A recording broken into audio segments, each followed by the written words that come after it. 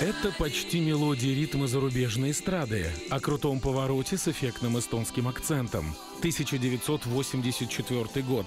Звезда советской Эстонии Анне Веске элегантно прогуливалась по пирсу на фоне какого-то несоветского пейзажа. Центр парусного спорта в Пирита – наследие Московской Олимпиады. Это в Москве летал Мишка, а таллинскую акваторию бороздили яхты со всего света.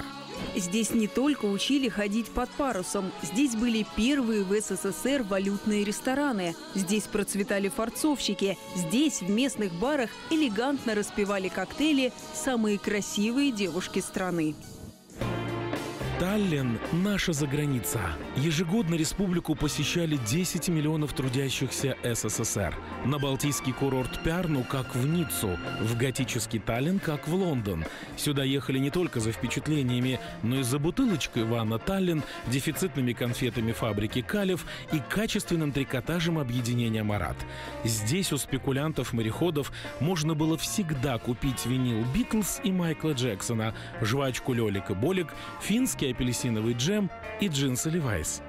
В те времена здесь продавали сигареты Марлборо, здесь была баночная Кока-Кола. Сейчас у меня слезы потекут, потому что мы это видели в каких-то зарубежных кино. Открываешь ее, она так пшикала, но этого было нам мало пацанам.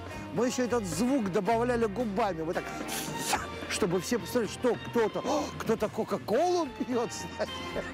Другое дело то, что не видно были вот эти игры, соревнования, потому что они происходили где-то в море. Но мы стояли долго, смотрели, как будто «Ура!» кричали, кто там победил, что. Потому что ракеты взлетали. Ну, кто-то был победитель какой, но это не важно.